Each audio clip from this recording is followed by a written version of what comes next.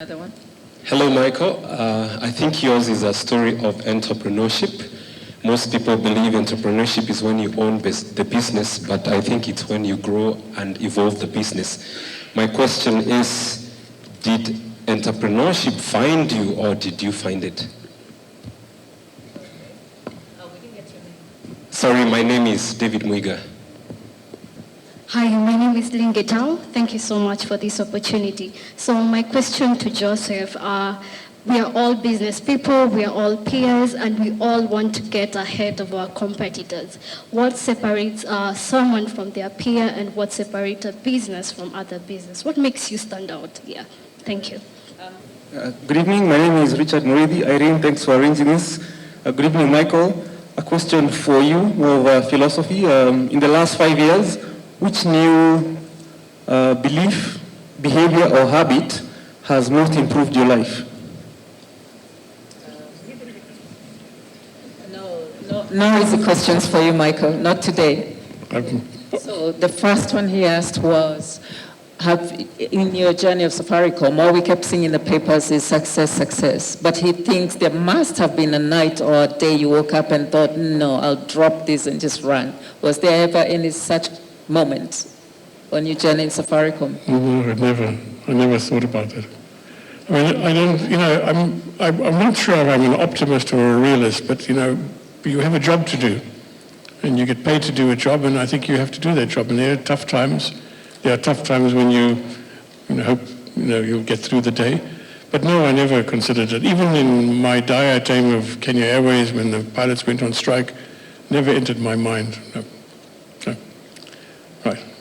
Yeah. So you got your answer there, that come hell or high water, he was going to keep going. Then the next question is almost related, because he says, did you find entrepreneurship or did entrepreneurship find you?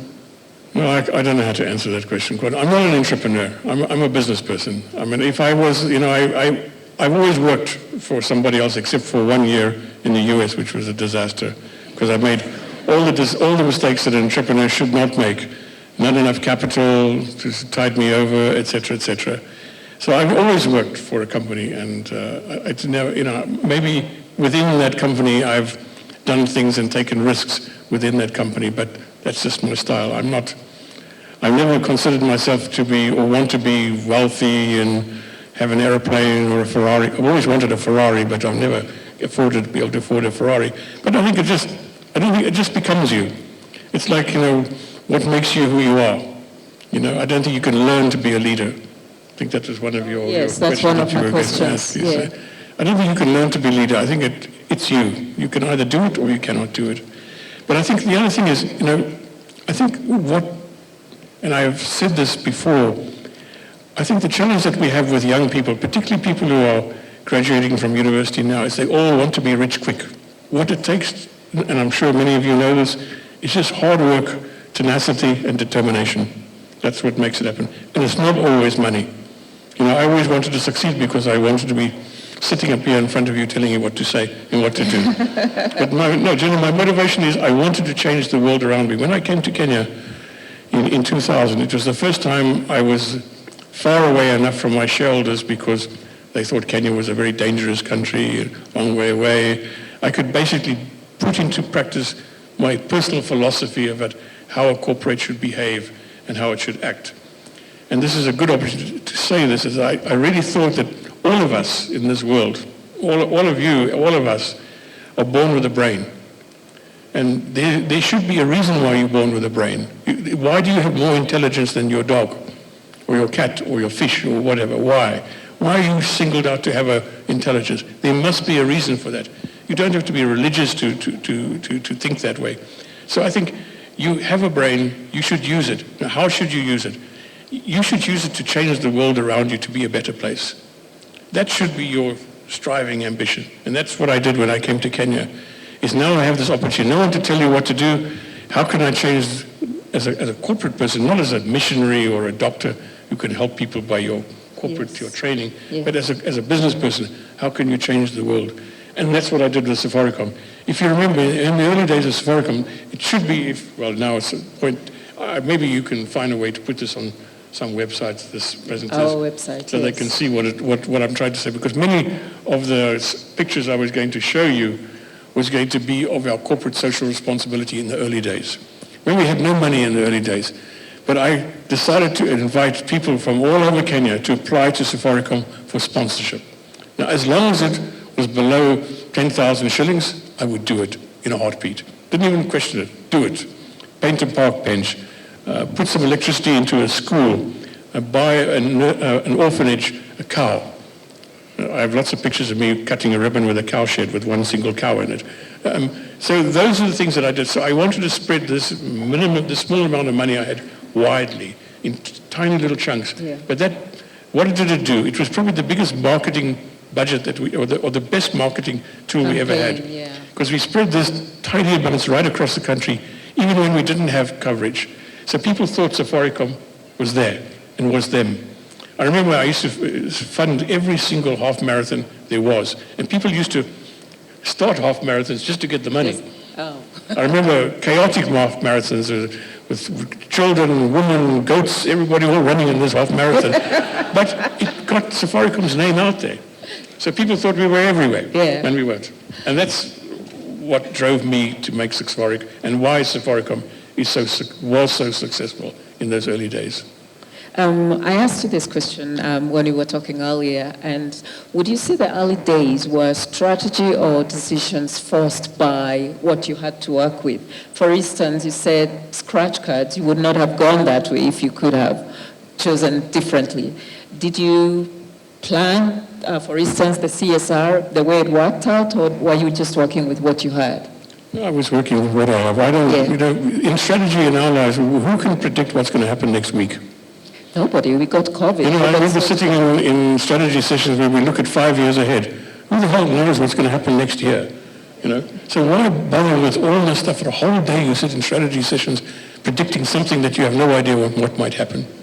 So I think it's not strategy. You have to deal with the cards that you dealt with. Yes. And manage through that. Of course, you have to think a little bit about what you can do. When I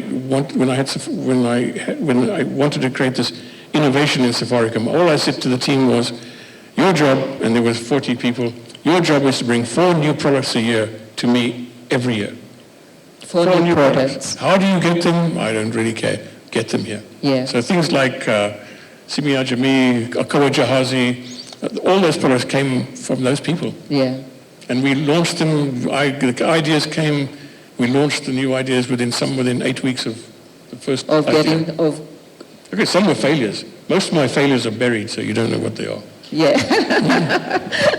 that's good to know it's a marketing campaign. And then she had a question. She said, how do you differentiate yourself, your brand? Because Safaricom seems to have done that pretty well. So we are all business people here, and her concern is we might be stepping on each other, looking a lot alike. What would you say is? It's difficult to answer. I'm not sure. Safaricom brand grew, from very small beginnings. But I think if you want to make your brand worthwhile, you have to stick at it. You have to be honest to what you want to do. The brand should be honest and clear, and you have to just stick at it, and you have to push that brand all the time. I think if you look at Safaricom even today, I think sometimes you see, sorry to say this, the brand might be slipping in some ways. Because, we have so many strap lines. I can't even remember all of them. The better option was the only strap line I ever wanted, or the one I invented when I came back after Bob died. I came and won the Safaricom that we would look after you all the time. Yeah. So you have to be consistent in your brand as long as you can. And of course, if it's wrong, then you change it. Don't be scared to admit your mistakes. Just make sure not too many people learn about your mistakes. Keep them buried. And Richard asks, in the last 5 years, what would you say has been a habit that you've taken up that you're running with in the last 5 years? Don't look at social media. Richard, did you hear that? It's the most awful thing ever. People who are anonymous can say whatever they like about you without fear of legal lawsuits. It's awful, awful medium. And if you look at, sometimes I've looked at mine and I said I should never have done that, because they accuse you of all sorts of things and you have no comeback. And that gets viral and, it's just awful, awful, awful. Don't look at it.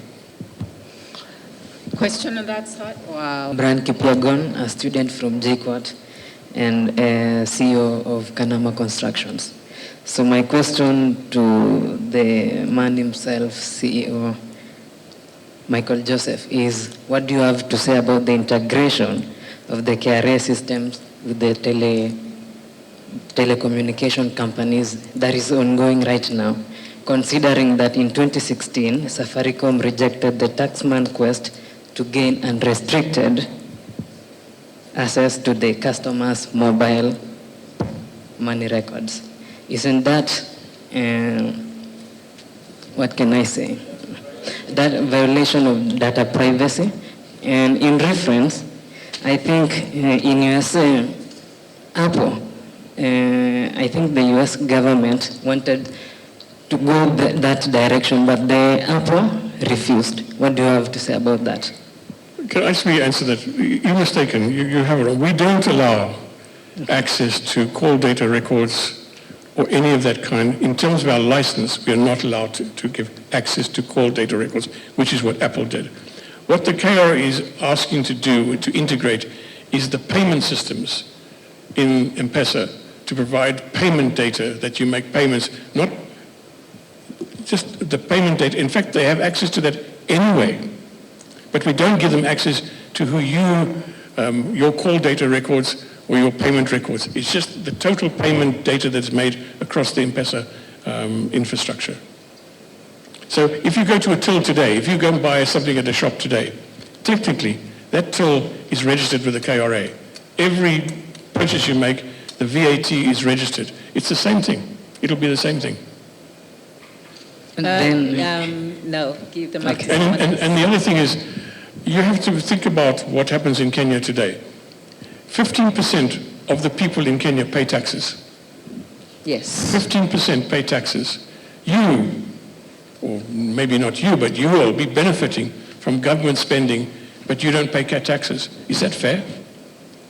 Only 15% of people of this room pay taxes. Somehow or other we have to spread the tax net wider so the government doesn't have to borrow money or or find other means to build this country. We have to. In gambling, do you know how many gambling sites there are out there? There are thousands of them, illegally. People are gambling their money and there's no tax being paid on their winnings, if they ever win, of course. We have to consider the bigger picture rather than just your individual freedom, in my view. But I'm not the CEO, okay? So you can't sue me for that, okay? That's the view. We're in the startup phase or startup space, and I have a question. What's your name? Tom. My name is Tom Kenyanjui. Did you ever get to pivot? If yes, how many times? Say it again. Did you ever get to pivot? Pivot? Yes.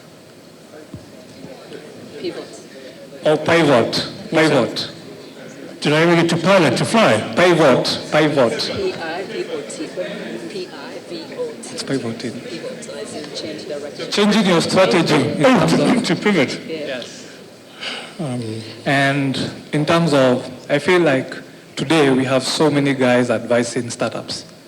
And my question would be, how many times did you get to talk to your customers? Because there's this notion that you should spend like 3 days in your week talking to your customer. What do you think about that? Here's the mic, gets the question. Good evening. You've been a CEO of a listed entity, you've been a chairman of a listed entity. What do you think Kenyan, listed entities in Kenya, what do you think the boards are doing fine? And more important, what do you think they're not doing great at? And how would shareholders relate to that or try and get that fixed in quotes? Thank you. All right, so we start with the pivoting question. I'd say I have not really gone in any different direction to what I started. Maybe I went into the airline industry by accident, but I've always been in telecoms. But I'm a person that doesn't really plan my life ahead, and I've always been take what life brings you and make the most of it. So life has presented me with opportunities. I've gone in that direction. Sometimes I say that, you live your life in a spiral. You start out somewhere and you go around and you don't go back to where you started. I've always just taken what's presented to me and go in that direction. Perhaps the biggest challenge was going to the US on my own. That was probably the biggest How challenge. young were you then? I left in 1986 and I left in 2000. Oh, that's not too young. Well, I'm still there. I mean, I still have children there. I still have family in the US, yeah. On the listed question, I'm not sure I follow. I think actually the CMA, who regulates us, does quite a good job in trying to regulate us to do a good job. I mean, we have annual reviews and audits from the CMA. We have governance audits. We have to hire a third party to do an audit of the board performance. And this is, I think they do quite a good job in looking after listed companies. Perhaps, and for us it's a challenge because when you're a listed company, you have to divulge everything. And it's always a challenge is how much do you divulge. I think both the companies in which I'm involved, Safaricom and Kenya Airways, I think we're doing quite a good job. And we've actually received good marks from the CMA who regulate us. Can we do better? I'm not sure how.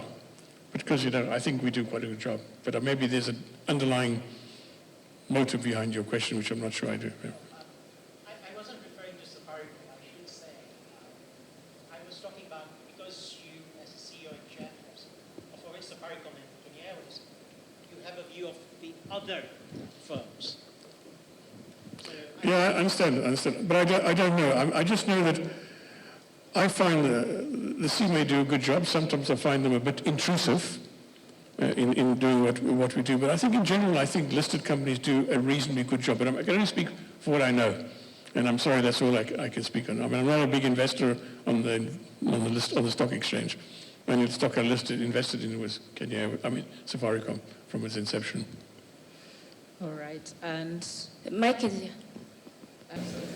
Okay, while you are identifying your problem statement, what is the key thing that you've always, according to your experience, you can tell us about?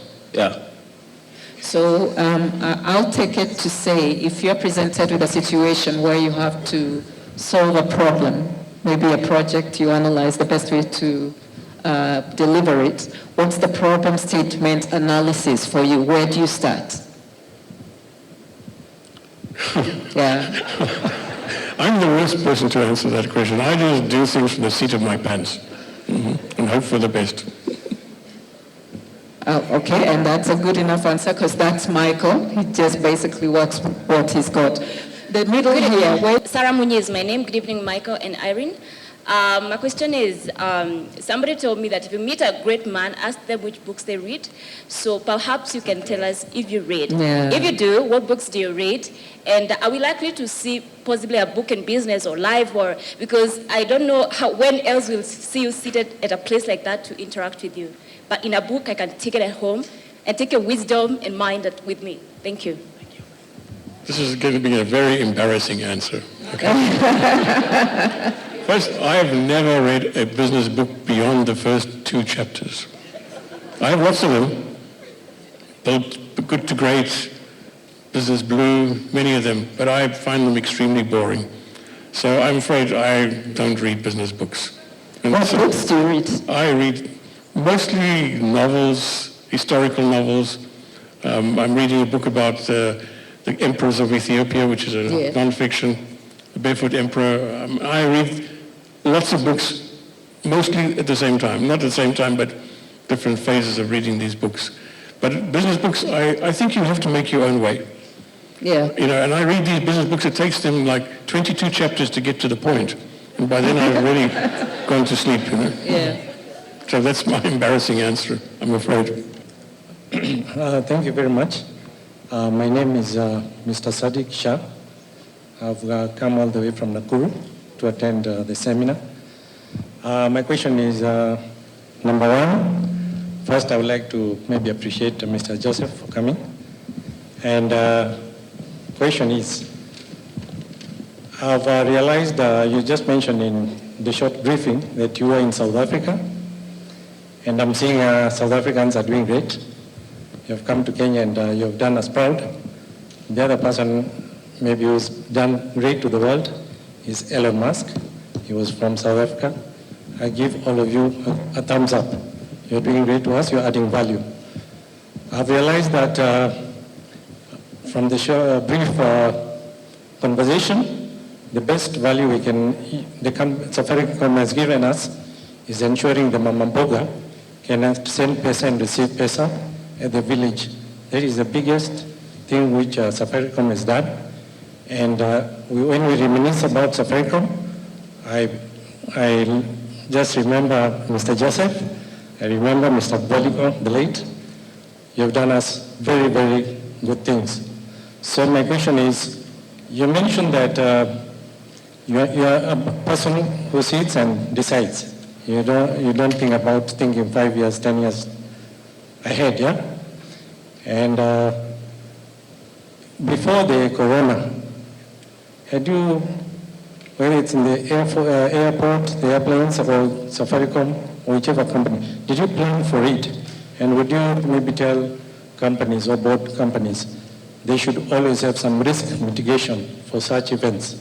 Thank you. Get that mic, and I want to present this to you, a gift just for coming all the way from now.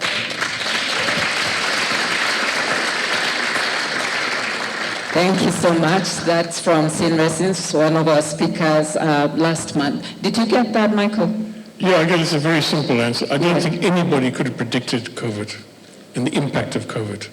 I think we were all taken by a huge surprise. I think perhaps Safaricom in some ways benefited from COVID because data became a very big thing and people started to use the mobile phone, the mobile iPad for many, many things. Look at all the Zoom calls, Teams calls. I think if COVID had not come along, perhaps we would not have so many meetings, virtual meetings. And best of all, my friend over there asking me at the stock exchange, not having to have physical AGMs. That's probably the biggest benefit of COVID, because they were really painful. But I think from a company with Kenya Airways, I think you cannot predict that at all. And you just have to do the best you can. And I think we try to do our best, but when you shut down a network, an airline for 5 months, completely shut it down, you can't fly, and all your planes cost you $300,000, $400,000, $500,000, $600,000 a month just sitting there. It's a big, big challenge. So no, I don't think you can. Individual incidents, we always plan for that. An incident, weather, we have emergency rooms, we have a plan that if we have an accident, what do we do? All that's planned for, and there are procedures for all of that. But COVID, no. Thank you. My name is Mtiso Mbamuki. I'm a supply chain expert. My question revolves around DigiFarm. I believe DigiFarm is quite a transformative idea, but I feel it hasn't achieved its full potential. I've always desired to have a conversation with the team. It's not been that easy, but I'll be happy if it's possible, Mr. Michael, for me to be able to meet the team. I'm 100% sure we'll be able to do something about it. With my network and some of my clients, we're able to map minimum 1,000 farmers per day. Therefore, it means us adding 1,000 farmers to the DigiFarm ecosystem, creating jobs, giving visibility, and of course allowing farmers to access inputs at a lower cost than it is currently. I've heard you talk about KQ, and you said KQ is looking for a strategic investor. I have one that is highly interested, and if it's possible, again, we can have that conversation. Does he have $1 billion? Yes, they're actually highly interested, and they have the experience and the money that you may need. Thank you. Good evening, Mr. Joseph. My name is Rose. I'm a multi-talented woman, but one of the things I do is recruitment, so my question is on the recruitment front. I'm not looking for a job, sorry. You left Safaricom sometime last year. You stepped down as the chair of the board, and then Mr. John Gumi came in. He barely stayed long. As a recruiter, I'll be worried. I'll be wondering, is it a problem? Did I not pick the right talent? Is it the environment, or what's the problem? Do you have any thoughts on that? Okay, let me just answer on the DigiFarm. I don't need 1,000 farmers, okay? I need 500,000 farmers. That's the plan of Digifarm. Digifarm is not interested in 1,000 farmers. Digifarm is interested in 500,000 farmers or 1 million farmers. The challenge with Digifarm is, from the outside it looks easy. From the inside it's quite complex with what we want to do with Digifarm is taking a farmer from the beginning of inputs all the way to the outputs in a digital journey. I think the challenge that we have is, just like M-Pesa, it takes a while to get traction and to become viral. I think we still have to, I can speak to you later, but we can see how you can help us. But I want 500 million farmers, for sure. Otherwise, I'm not interested. But your strategic investor is very welcome if you have $1 billion, particularly if you have him now, would be very good for me. I can't answer your question. Really, it's a case of the administration has the right to appoint 3 directors to Safaricom board.